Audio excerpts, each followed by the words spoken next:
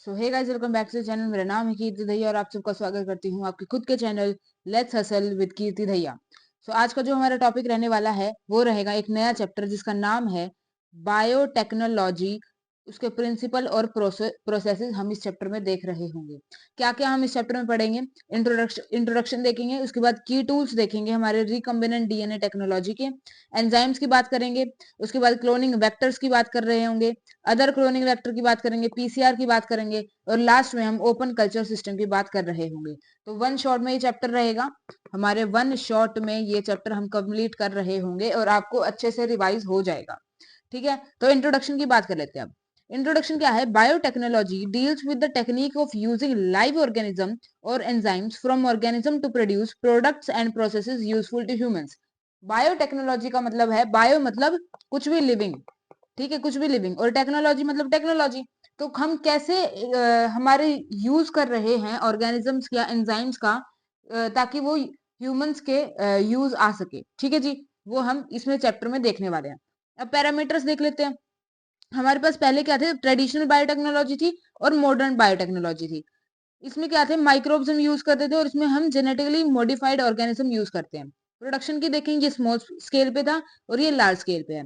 Examples की बात करें तो कर्ड, ब्रेड और वाइन मेकिंग इसके एग्जांपल हैं। इन विट्रो फर्टिलाइजेशन या टेस्ट ट्यूब बेबी हमारे पास मॉडर्न बायोटेक्नोलॉजी के एग्जांपल रहेंगे। अब EFB, European federation of biotechnology के अनुसार इन्होंने क्या किया? ट्रेडिशनल और मॉडर्न को प्लस कर दिया, मतलब दोनों को मिला के एक नई बायोटेक्नोलॉजी की डेफिनेशन बता दी। The integration of natural science and organism cells parts thereof and the molecular analogues for products and services। ठीक है, इसमें क्या है? Both traditional view and modern molecular biotechnology हम यूज करते हैं। ठीक है, किस लिए यूज करते हैं हम इसे? सिंथेसाइजिंग ऑफ जीन, ठीक है, हम कोई नई जीन बनाना चाहते हैं, कुछ भी हम डीएनए की वैक्सीन बनाना चाहते हैं, या फिर हम कोई डिफेक्टिव जीन को करेक्ट करना चाहते हैं। ठीक है जी, उसके बाद प्रिंसिपल ऑफ बायोटेक्नोलॉजी या कोर टेक्निक्स देख लेते हैं। अब क्या क्या प्रिंसिपल हैं? दो प्रिंसिपल हैं, एक है जेनेटिक इंजीनियरिंग और एक है बायो प्रोसेस इंजीनियरिंग। जेनेटिक में क्या है? हमारे पास ये क्या होता है? जीन्स, जेनेटिक लेवल पे जाके हम जीन्स को अल्टर करते हैं, ठीक है, और उनको फिर होस्ट ऑर्गेनिज्म में इंट्रोड्यूस करवाते हैं जिससे कि फिनोटाइप में ऑर्गेनिज्म के चेंज आएगा। ठीक है, इसको बोलते हैं जेनेटिक लेवल पे इंजीनियरिंग, मतलब कुछ छेड़छाड़ करना जीन्स के लेवल पे। और बायो प्रोसेसिंग इंजीनियरिंग मतलब उस मेंटेन करना, जो एनवायरनमेंट होस्ट के अंदर है उस एनवायरनमेंट को मेंटेन करना, एक स्टेराइल एम्बियंस बनाना in chemical engineering to enable growth of only desired, ताकि डिजायर्ड माइक्रोब्स की ही वहां पे क्या हो? ग्रोथ हो। ठीक है जी, इंक्लूड इसमें क्या क्या होगा जेनेटिक इंजीनियरिंग में? क्रिएशन ऑफ आरडीएनए कर सकते हैं, जीन क्लोनिंग कर सकते हैं, जीन का ट्रांसफर कर सकते हैं। ठीक है, और इसमें क्या होगा? हम एंटीबायोटिक या वैक्सीन बना सकते हैं बायोप्रोसेस इंजीनियरिंग में। ठीक है जी, अब क्लोनिंग क्या होती है? The ability to multiply copies of antibiotic resistant gene in E coli was called as cloning। ठीक है, समझ में आ गया? एडवांटेजेस देख लेते हैं बायोटेक्नोलॉजी ओवर अदर टेक्निक्स। अब सिर्फ बायोटेक्नोलॉजी ही क्यों और अदर टेक्निक क्यों नहीं?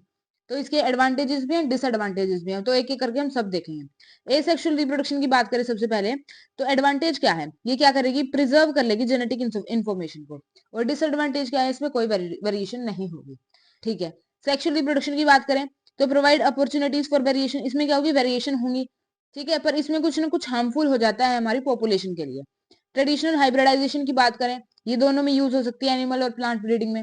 ठीक है, very often lead to inclusion of multiple and undesirable, इसमें क्या है? अनडिजायरेबल कैरेक्टर्स आने के ज्यादा चांसेस होते हैं।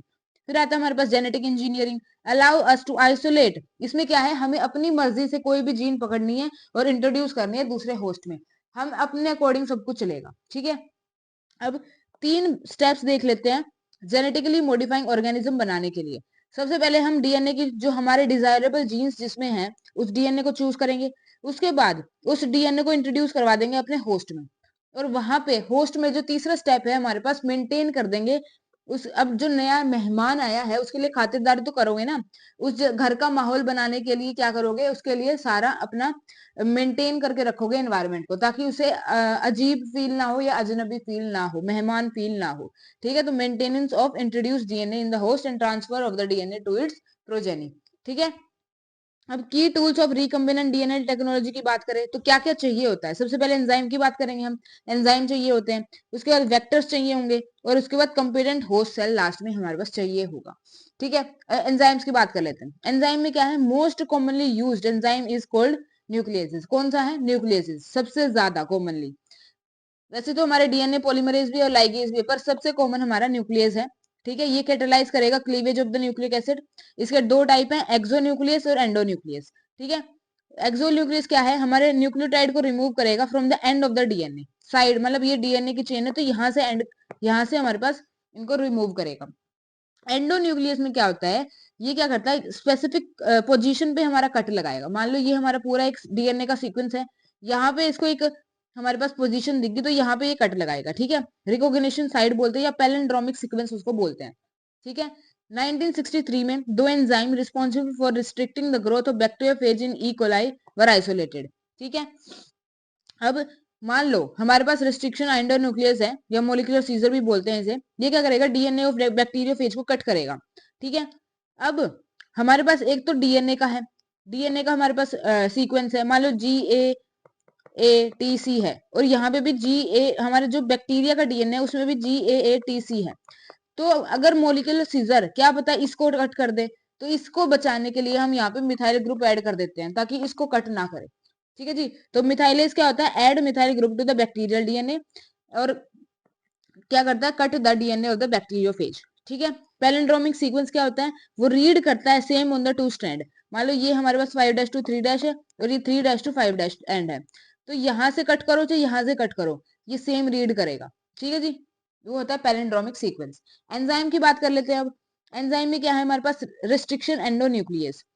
More than 900 restriction enzymes have been isolated from over 230 strains of bacteria, prokaryotic cell। ठीक है, नोमेनक्लेचर की बात करें तो हमारे पास मान लो ये नोमेनक्लेचर है, इको R1, इसमें इसमें जीनस ये है, स्पीशीज ये है, स्ट्रेन ये है रफ वाला, और ऑर्डर ऑफ आइसोलेशन ये है। तो ऐसे हम इसको नोमेनक्लेचर करते हैं।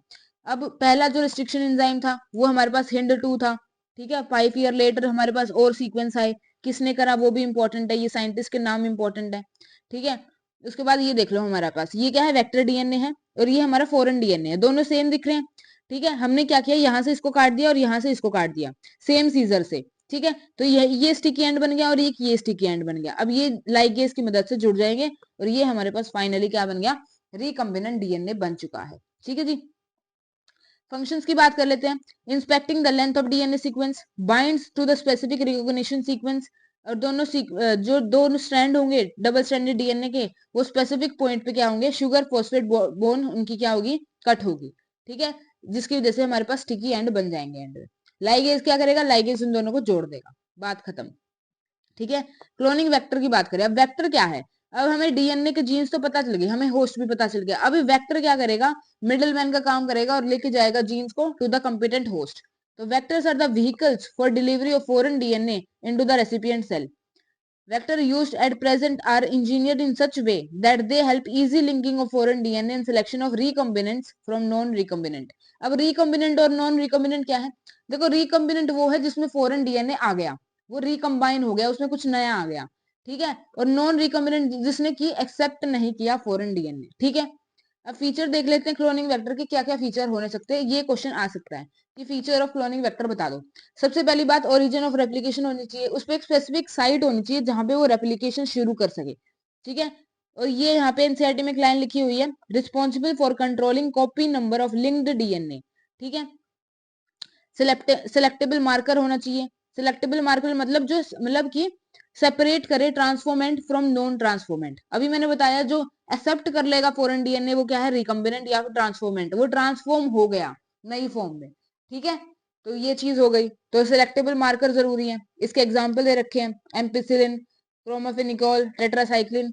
रेस्ट्रिक्शन साइट्स मतलब प्रॉपर साइट होनी चाहिए, रिकॉग्निशन साइट एक ही साइट होनी चाहिए, और ऐसा नहीं है कि यहाँ पे भी साइट है यहाँ पे भी साइट है तो वो यहाँ जुड़ गया, यहाँ एक प्रॉपर रेस्ट्रिक्शन साइट होनी चाहिए जीन ऑफ इंटरेस्ट की।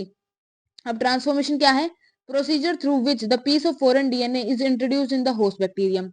इंसर्शनल इनएक्टिवेशन मतलब इनएक्टिवेशन, इंसर्शनल इनएक्टिवेशन का मतलब है, मान लो ये कि कोई जीन है, यहाँ पे आके हमारी एक जो फॉरेन डीएनए की जीन है वो ऐड हो गई, एक्टिव मतलब यहाँ क्या हो गई, उसकी आगे इंसर्ट हो गई, तो इसकी वजह से जो यहाँ की जो वर्क था, इस जीन का जो वर्क था वो कैंसिल हो गया, तो मतलब इनएक्टिव हो गया, तो insertional inactivation. Insertion of gene of interest with in antibiotic resistant gene results in the inactivation. ठीक है, समझ में आ गया। अब मान लो ये रहा, देखो ये एग्जांपल है, ये टेट्रासाइक्लिन रेजिस्टेंट जीन था, यहाँ पे आके हमारा फॉरेन डीएनए ऐड हो गया। ठीक है, फॉरेन डीएनए या जीन ऐड होने के कारण यहाँ पे ये जो जीन है ये अब टेट्रासाइक्लिन रेजिस्टेंट नहीं रही। ठीक है, समझ में आ गया। अब ये कुछ टर्म्स दे रखी हैं, या आप पढ़ लेना। रिकम्बिनेंट क्या होते हैं, ट्रांसफॉर्म क्या होते हैं, नॉन रिकम्बिनेंट क्या होते हैं। ठीक है, प्लाज्मिड की बात कर लेते हैं। Plasmid as vectors. अब प्लाज्मिड भी एक क्या है, वेक्टर है। Extra chromosomal circular double stranded DNA होता है। Replicate independent of control of chromosomal DNA. ठीक है, they may have 1 or 2 copies per cell even 15 to 100 copies per cell. ठीक है जी। अदर क्लोनिंग वेक्टर की बात कर लेते हैं। अदर क्लोनिंग वेक्टर भी हमारे पास है। Selection of recombinant due to inactivation of antibiotic resistance gene as in PBR 322।